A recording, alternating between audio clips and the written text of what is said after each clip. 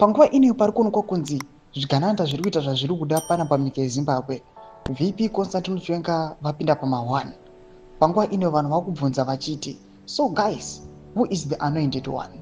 Panapa tiri kuona kuti General Constantine Chiwenga kutanga kwegore rinori vakadismisa zvigananda zvese, and now subsequently takuona kuti pakuita the rise yavakomana vamuri kuona vana kuda kwachitagwirei, and right now mutona vakutoatenda mamwe mameetings emucentral committee, vakutotanga kutopamwe vanhu motokari sezvinoita vana chivhayo, asi zvakuitawo pana vana kuda kwachitagwirei.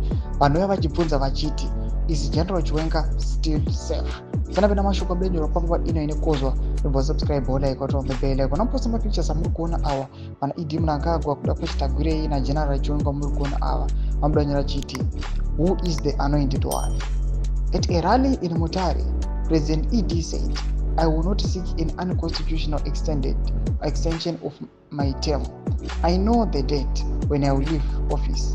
One who toes my path will take over. According to the ZANU-PF constitution, the party should go for a congress in 2027. Ndo maswara kuda panapoti aiwa zviti ngoti pachina mutwe wenyika abuda akatsvaka aiwa ini wakomanaka am a constitutionalist ndoda kuti unozororawo tarema kura tikashanda takarwa hondo kumashure kwese uko takaita ma-experience akawanda nyangwe ma-ministries akataishanda panguva inoi tibo tipe mukana kuti timbonozororawo.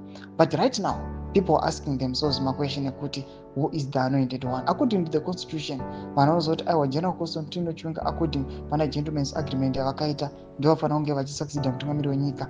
But kune vamwe vanhu vari kungoraisa zvisiri kunzwisika vana kuda kwachitagwirei vari kuonekwa kunzi right now muchiona zvigananda zvichiita zvazviri kuita izvi zvisari kuda kuramba zviripo. Unoda kuti mutungamiri wenyika achastep down muna 2028 or 2027 kwabva congress, we never know.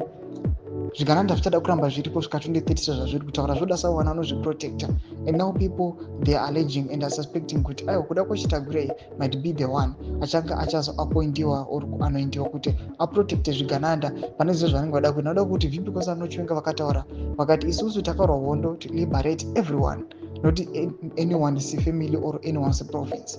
Tudze mafungiro enyu moti kudii pamusoro pechitiko ichi. Wapinda comment section medu mudze mafungiro enyu, musana subscribe or like.